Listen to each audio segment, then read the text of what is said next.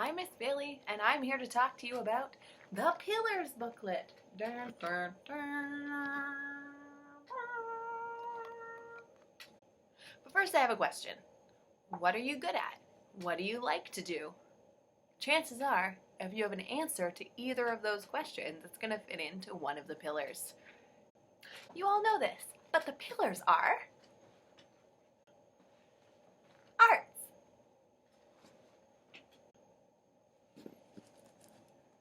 academics, athletics, and service. So at TMS, we ask that you do all four of these throughout the year. In grade 7 and 8, we ask that you do each one of the four and make sure that you have all four by the end of the year. In grade 9 and 10, we ask that you have one of each term. And in grade 11 and 12, for CAS, Creativity, Activity, Service, you're going to need to do those continuously over the 2 years of the DP program. Of course, it's also really easy to join this with the Duke of Ed program, which you start in grade 9, because they ask you to do 1 hour a week of 3 different types of activities. So you can just add that to your Pillars booklet when you're doing it. But back to that question, what do I like to do and what am I good at? 2 questions. That's where you're going to start with your Pillars profile and your Pillars booklet. So if I'm training bears to dance ballet, then that's creativity. And if I love to do it and it takes up a lot of my time, I'm going to write that in my Pillars booklet as my first activity, and that's creativity. If I am a professional parkour, then I'm going to write down parkour as an athletic. If I rescue cats on the weekends, then that's going to count for my service hours. If you do Kumon after school, then that counts for academics. So think about ways that you already do activities and start with that and put those down as your first activities in your Pillars booklet.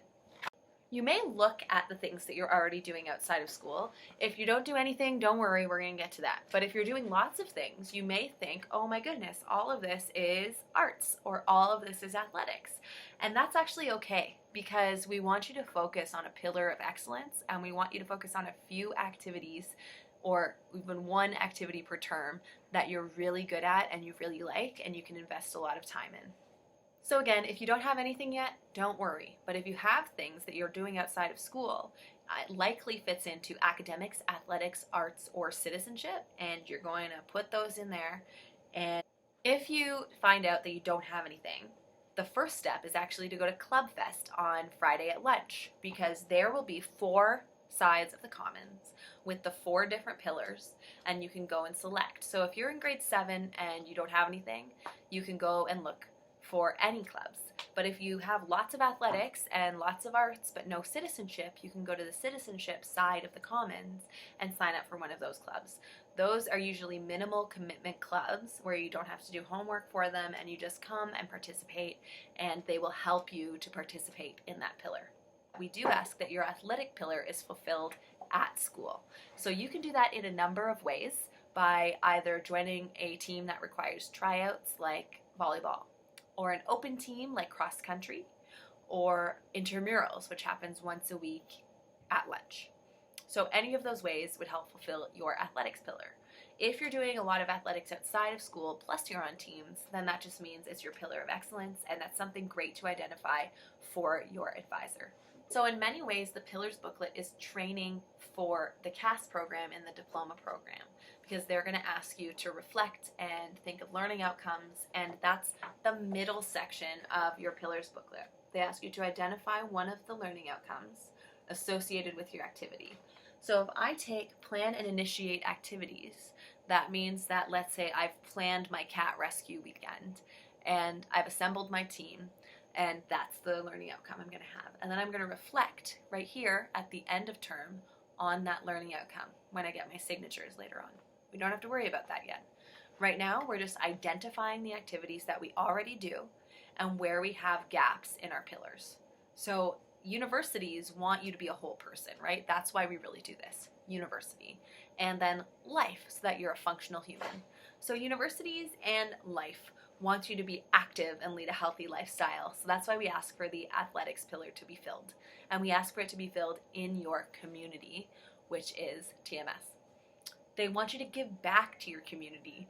Imagine if nobody gave back to their community. The world would fall apart even more than it already is.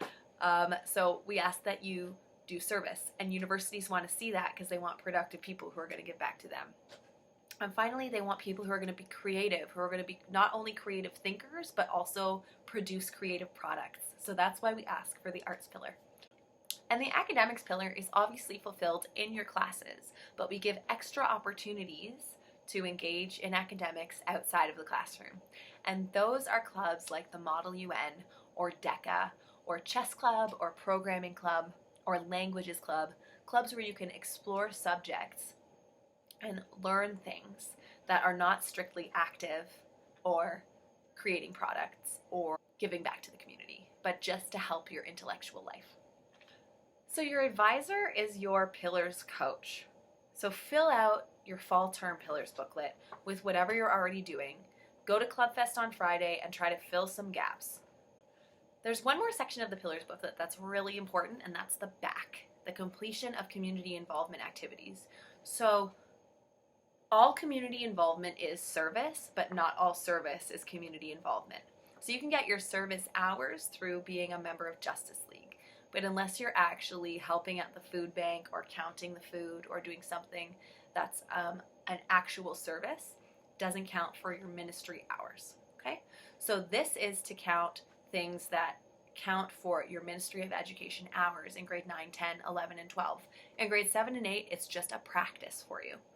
So the back of the sheet is for the Ministry of Education so that they have a paper copy, which they require to verify your ministry hours. So we need the activity, the number of hours, the date of completion of the hours, the location and telephone number, and the supervisor's signature. You have your Pillars booklet now. You can ask your advisor for your Pillars booklet at any point, but we need the actual signature from your community service involvement person or a letter from them we could staple into here for the Ministry of Education. Your final section is your approaches to learning and learning skills. So you're going to look at the 6, you're going to look at the bullet points underneath, and you're going to pick 1 or 2 that you really need to work on. You're going to put them in the term 1 outcomes here, and then you're going to create a plan for how to achieve these. So activities you're already doing, put them in the green. Activities you sign up for Club Fest, put them in the green. Try to have all 4 pillars by the end of first term. If you don't, try to have them all by the end of second term.